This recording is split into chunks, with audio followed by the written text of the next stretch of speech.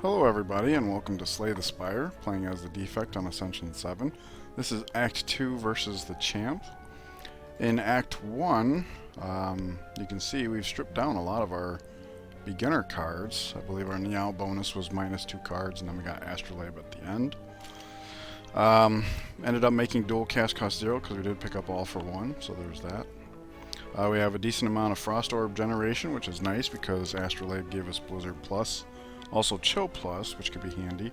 Storm Plus not so much, although we did make White Noise cost 0, so that's our only power, and being that this is an 8, it will be played first, always, so at least there's that. We also got the genetic algorithm and a second form of Ball Lightning. Looking back, when I chose the Astrolabe, it might have been better to go with 2 defends and a strike, because at the time, for attacks, all we had was Ball Lightning and all for 1, whereas for defense we had multiple options. But anyways, we do have the Incense Burner for survivability, as well as Eternal Feather for survivability. Turns out Emotion Chip and Gold-Plated Cables do work together, so if the Emotion Chip gets triggered, the rightmost orb will trigger its passive twice, which is nice. Anyways, let's take a look at this map. I do suppose that we're primarily going to be aiming for campfires. We have a very well upgraded deck, and we can keep it that way. Also lots of free healing. So basically whatever path gets us the most amount of elites with campfires. Looks like we could take the Burning Elite on. And if we run into hard times, we've got campfire right there, another campfire after hallway fight. So lots of healing potential. And since the random events in Act 2 are so lucrative, I'm going to take the path that has the least amount of hallway fights. Okay, well this is interesting. We have 3 energy and 4 energies worth of stuff. We need 12 block, and from Chill we're only going to get 8. So maybe we chill before Ball Lightning, and that way Ball Lightning will evoke a Frost Orb. Although we also have the genetic algorithm, which we can just play.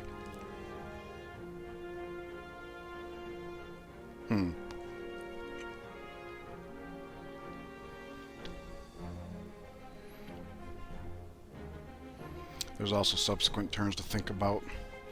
Maybe we let the genetic algorithm pass by. Allows us to get the storm down. And again, we're looking at 8 from Chill with cables plus, well actually it would be 2, 4, 6, 11, and that would give us perfect motion chip value, so I think that's the way to go. Like that. And there we go, we have our 11 block, and then we can throw this down. Already doing 9, which obviously isn't much now, but that's an option this deck has at this point, is just generate all the Frost Orbs you can while you can, and then cycle and hit Blizzard over and over. It's an okay plan, because we do block for quite a bit along the way, so there's that. Let's see, White Noise is free. Electrodynamics changes the game quite a bit, I would say. There's that. Cool-headed. We'll just keep these orbs flowing. Sure, that's just ending the fight, right? Indeed. Very easy. Okay, Incense Burner's gonna be getting our back first act, or first turn of next fight. Beam Cell plays well with all for 1. We don't have many attacks, so that's a little bit of a detractor. We also don't have quite enough card draw. The Cool-Headed is quite a bit. There is the only one we have. I was thinking quite a bit. When I said that, I was thinking of 0-cost cards. So we have a good chance of playing our entire hand most of the time as it is. But it's already plus, and the vulnerable can help. The deck's still small enough that even if we don't pick up additional card draw, we might be able to stack vulnerable on a single target. Especially with the all for one bringing it back sometimes. Alright, so war paint is here. And ideally we would hit genetic algorithm and glacier, I guess. Total low roll. Alright. Well, that's fine, because until we get the frost orbs rotating and stuff, like, that's fine. Oh my gosh, even more survivability. Yes, please. Nice. So between this and all the frost orbs we got, I would say we got quite a bit of survivability. We should definitely head for that Burning Elite. In fact, things are going so well and we already have over 300 gold, I'm gonna take a risk here. Even more good news, alright. And we are heading over here to go to the Burning Elite. So we get some gold, which heals us. Wow. The synergies that are in this game is so fun. Alright, I suppose this is a good enough time as any to have the incense burner go off. We'll do this first, that way we have the most blocking next turn. And that's really good. For whatever reason, I thought Chill was going to generate 3, and I was like, man, I really would like to keep a lightning orb here, so I'm glad I was wrong about that. So this is not very strong, but whatever. It's AoE, and we'll make it better as time goes on.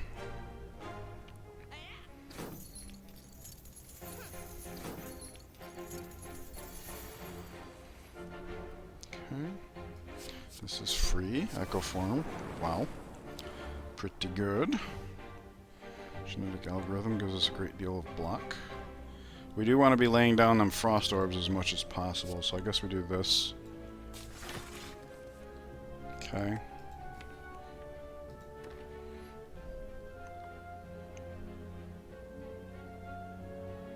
I like the genetic algorithm. I don't know that I care about the ball lightning because we get almost as much block leaving this frost orb here as we do evoking it. So if we were really concerned, we're already at 20, and we have a lot of survivability, so I say let's take the 2 to trigger the emotion chip, which frees us up to do this, I guess.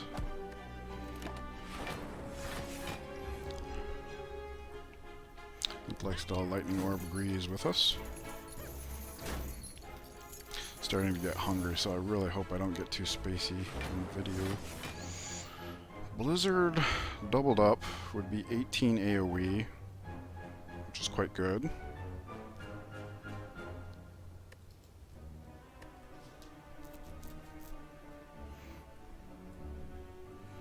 And then this has 3 for each. So if we generated 4 more by echoing this, this would be worth 21 total, which is actually more than duplicating this. And this gets us some block along the way. And we can beam cell ahead of time, so this is probably the play. And then we'll take a look at what we're looking at here. Alright, 18, so it'd be 27 with this, which is enough to kill him. So we do that. And I'm not sure if there was room in there for dual cast. I don't think so. But that's fine.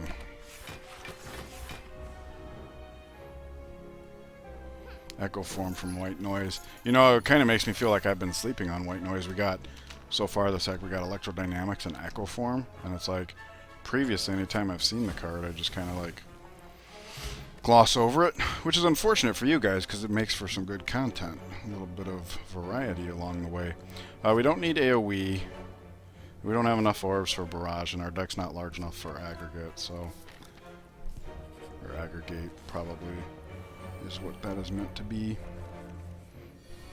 Alright, so this is going to be a bit of a challenging fight. We do this for sure. This is going to generate 3 this time, so we might as well do this. And that allows us to do this. That's 8 block. 27 total out of 29, which is great. The burning is healing per turn, which is not great for us. This is probably going to be a slower fight where we generate all the frost orbs we can and let Blizzard carry us over the finish line.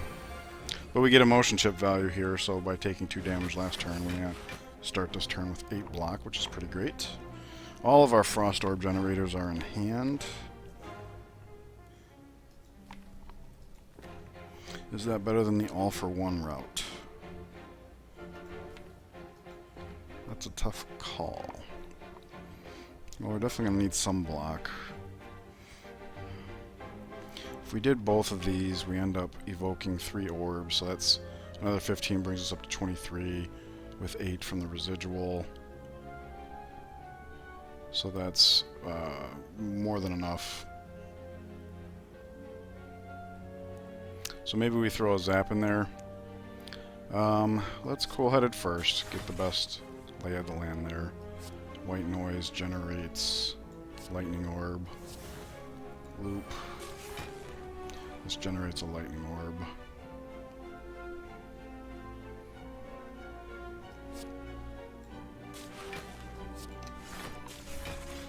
There we go. Full block, which means leaving a lightning orb here is fine with the loop and the emotion chip and the cables.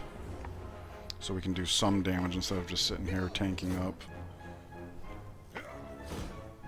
We're about to get the incense burner, which is nice because we just had a full-on frost orb turn, so this gives us the opportunity to be a little bit more on the offensive. Beam cell plus blizzard might finish him off. Let's see, 27. Not quite.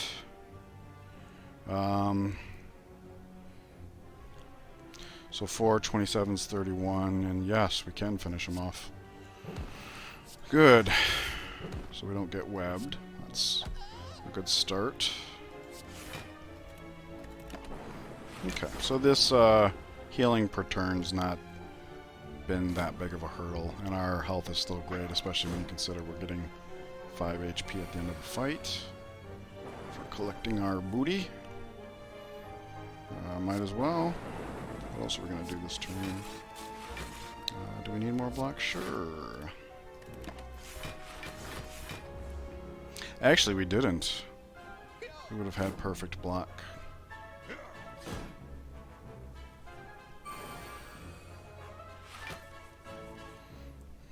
Okay. This would be a great all-for-one turn.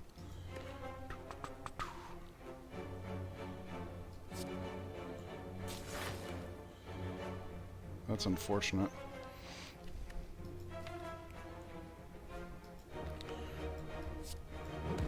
Do what we can while we can. If we do manage to kill him, which we can with this, that gives us a clearer picture of what we need as far as block. So I think it's better off that we dual cast a lightning orb, even though it leaves us with an empty slot. Alright. And it's nice that we are able to finish this off before the wounds really take over. Although I spoke too soon, we just reshuffled. Alright, so that's not so bad. Okay. And 9 ends the fight. Decent. Shuriken. Wow. So we have Shuriken and all for one. We really need like a claw or two, you know? That would go a long way. Focus Potion fills up our potion belt. Don't think we need any of these. If we already had a claw, I'd consider Rebound.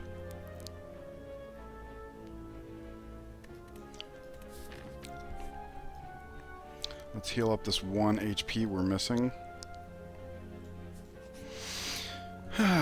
Okay, what would we upgrade here? Let's go for all for one. It costs 2, so let's get the most out of it. In fact, there was a situation in that very fight where, well, I think it was like 15, we hit him with 10, so maybe not the best example.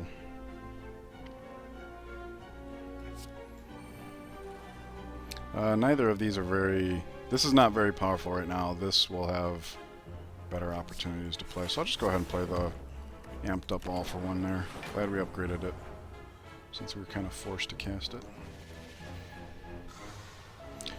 My least favorite mechanic in the game. Wow, okay. Everything costs 3. That's terrible. Oh, you know what? This is the one fight where the Snecko potion works, because if I'm not mistaken, it does not. The differences it makes to the randomized cost is permanent for that fight, but this will re-randomize it every single time, so it's not like we're going to be stuck here. Alright, so we can dual cast, which is free. We can cool-headed, which is also free. Okay. Beam cell is free. Should have done that before the reshuffle, I think. This brings us up to full block, I believe. Yeah, okay. Good enough. And we got shuriken value on top of it. Very nice. That worked out quite well. Yeah, I'm not a big fan of the Snecko potion for that very reason. Okay, so we just reshuffled, so unfortunately All for One has nothing to pull, but cool-headed will work. We have all the block we need, so this is probably a good time to get white noise down. Storm, okay. Neither here nor there. Go ahead and do this. No more zeros. Bye-bye, Blizzard. So sad. And that falls off, but we can refresh it this turn probably. Yeah, there it is. And it does cost 0, so that's nice. That and that, and then this is good enough. Right as the fight's closing out, we get to buff that up. Nice. So there wasn't that bad of a Snecko fight. Ooh, Blizzard into, yeah, look at that. Yeah, we'll heal from full to full. Capacitor, sure. We do have quite a bit of orbs going on. It's a form of scaling. Not exactly the form we're looking for, but... Battle Tornado. And the only one that we could do is the capacitor we just picked up. And this would be an 8, this would be an 8, and we have the chill. Because we have the chill, I think it's semi-okay to be loading up on innate cards. Because we'll have a fair amount of block when we need it most. It's risky. But if nothing else, this will start us off with 2 lightning orbs per fight instead of just the 1. Let's go for ball lightning next. Keep that damage maximized, especially with the shuriken. We could head this way, but I say let's keep hitting those campfires. We might, if we end up with a deck that's like fully upgraded, then so be it. Alright, so we want Storm first, then Capacitor, then Chill,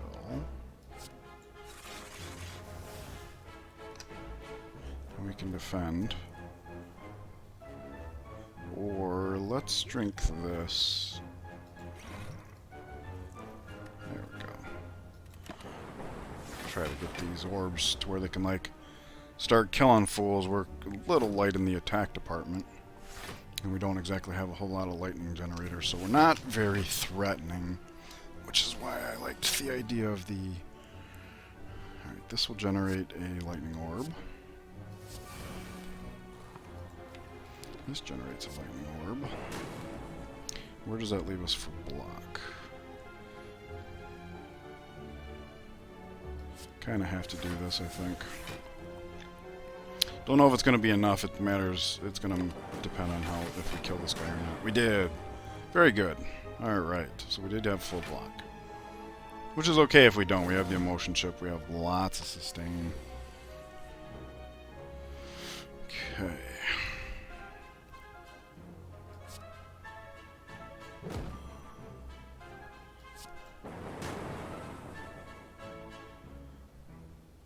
We're about to reshuffle. Boom Boom would be 3 attacks. So let's do that. Let's see. Screw it. We'll just hit this guy because we can. And I actually don't like the idea of drawing more cards right now. I'd hate to get in a situation where we couldn't play what we drew.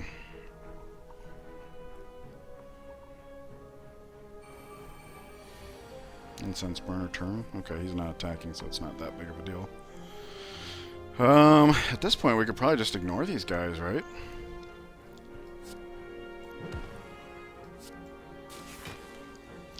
Two attacks. 3 attacks. There we go. Get him. Let it rain. Oh, 1 health. Oh, that's hilarious. And 1, 2, 3, 4, 5, 6. Technically 7. 35. We could just pass the turn and probably kill, but let's do this instead. Blizzard value.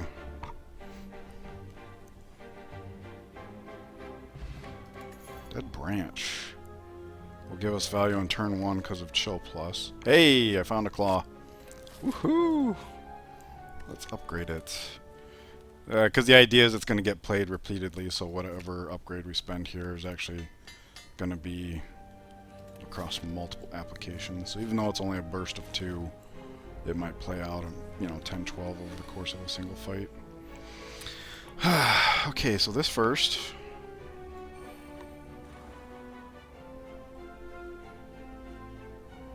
And this.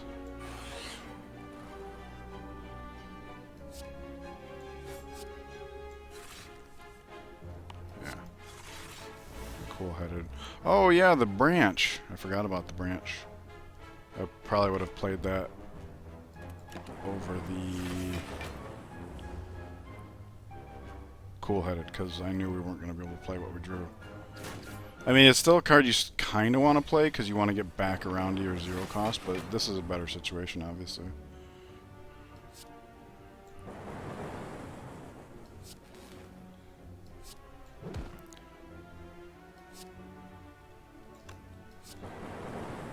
Alright, I'm comfortable with letting him live and relying on the passives to likely kill him. There we go, we are set up quite well.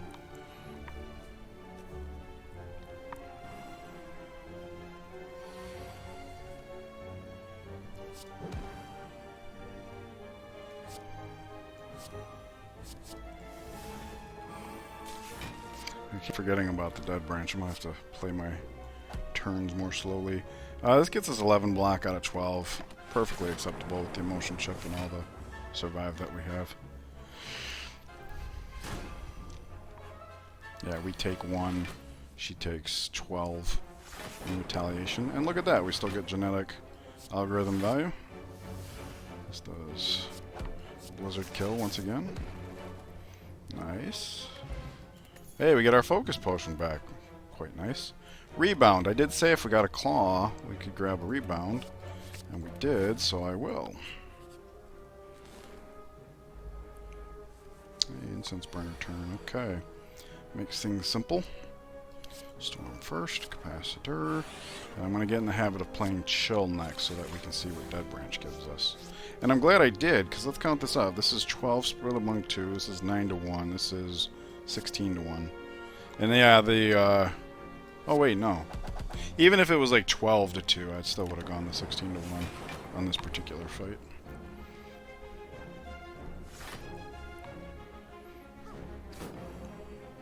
I didn't even think about how Incense Burner triggering on turn 1 makes our innate setup that much more realistic. Biascog, I'm glad I did that before the dual cast. I wasn't even thinking about that. Oh, unlucky. 12. Do we take 2 to... Sure. Sure. That still puts us within the threshold of Bloody Idol. So it's almost like we have the Burning Blood from Ironclad. Once we're maxed out, we can take 5 for free, basically. Okay, definitely Claw. Lightning.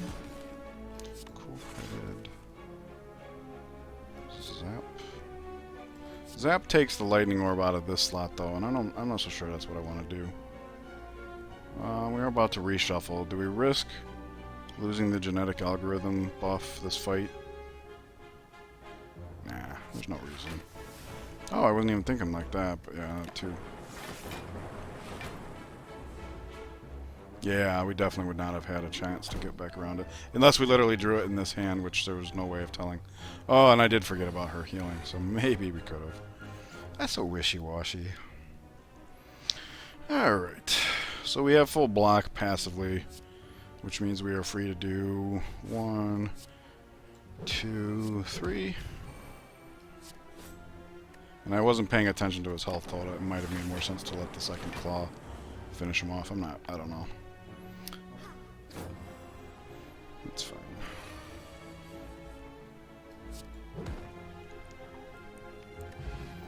Power potion.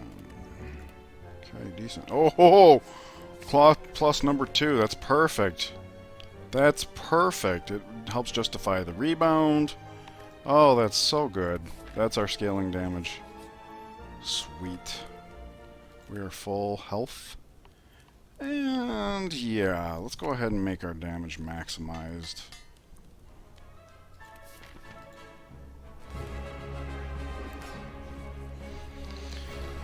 He's not attacking. There's that. So Storm. Capacitor. We'll do Chill. See what we get from Dead Branch. Rainbow that we can't play. Okay. Let's use this. Echo. Oh, wow. That's going to make this fight super sweet. Do we also use the Focus Potion? See, in my opinion, the Act 1 boss, it's usually pretty easy to get by without potions, especially since the early Act 2 hallway fights are so devastating. But by the end of Act 2, I think that dynamic shifts, where the boss is a hell of a lot more threatening than Act 3 hallway fights. So I'm inclined to use the Focus Potion here. I don't know how necessary it's going to be since we have the dual claw set up. So let's try without it. See how that goes. We might have to change that on a dime if, like, his attacks become, like, out of control. Wow. Yes, I will echo a claw. It sucks that we didn't get the beam off first, but, you know. That's going to be one hell of an all for one. One hell of an all for one.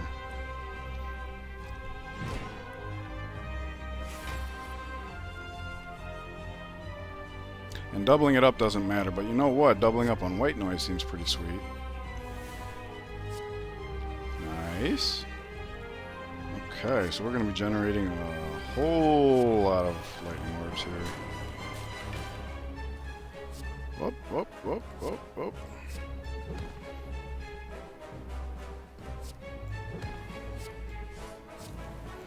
Yep, we're getting that shuriken value, no doubt. Where does that leave us? Not enough block. So I guess we just play the cool-headed. Probably could have counted that out better to get the frost orb over here. But it doesn't matter. Emotion chip, you know, yada yada. And now we reshuffle the deck. Didn't quite get him past the threshold. Alright, so we take 7 damage. We're only going to get 5 back. Boo-hoo. Emotion chip does a ton of damage. Cool-headed doubled up seems really good as far as like getting cards in our hand. Maybe we can do some all-for-one stuff since he's not attacking anyways. Worked out. 2, 3. Don't think we zap here because then we take the lightning orb out of this slot.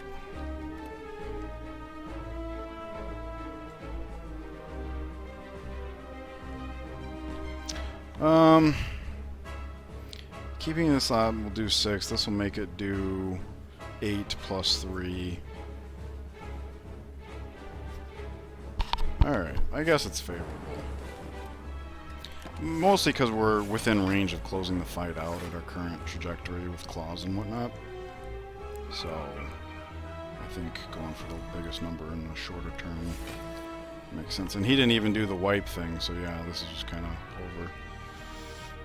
We can get the genetic algorithm value though, because there's no way we're getting back around to it. And here comes attack number 3 for the turn. Oh, and we can do this too? Sure.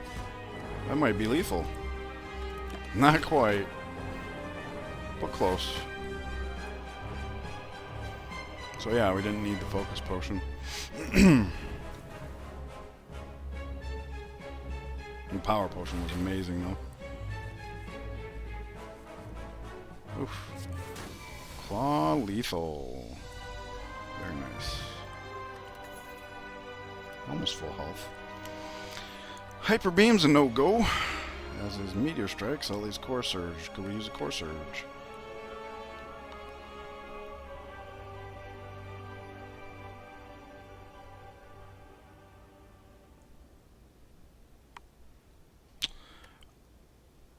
I'm kind of okay going without it, just because we have this setup here. And every card we take on without drawing cards will dilute that. But we just finished the Act 2 boss, and we have an entire act to get our card draw up off the ground. And having the artifact is very handy throughout the run, and then of course if it allows us to pick up the Bias Cognition if we should find one. Okay, probably gonna have to edit that down because I've spent way too long deliberating. So to recap, the main issue that I'm facing here is the deck needs more card draw. This exacerbates that problem, but the problem is conceivably a temporary one, and this basically prevents us from getting out of that hole, whereas this minorly inconveniences us within that same paradigm. So having a little bit of faith in the future, I think the bell is the better choice. And there's our card draw. Blue Candle normally kind of sucks, but when you get it from the bell, a little bit of synergy there. Oh, in fact, you know what? When if we play the bell, we lose an HP, and it says lose HP. So there's our card draw. Not only do we get it no matter, do we potentially get it anyways, but we can force the issue even if we're achieving full block. And then speaking of full block, we have that to help. So, wow, okay. Let's see, that's once per combat, probably once per combat, start of combat. And then past the exhausted ones. Alright, so that's going to do it for Act 1. Oh no, we're facing Time Eater right after we officially became a Claw deck. Well, leave any comments you have down below. I do hope that it was enjoyable for you guys, and I'll see you in the next act. Take care.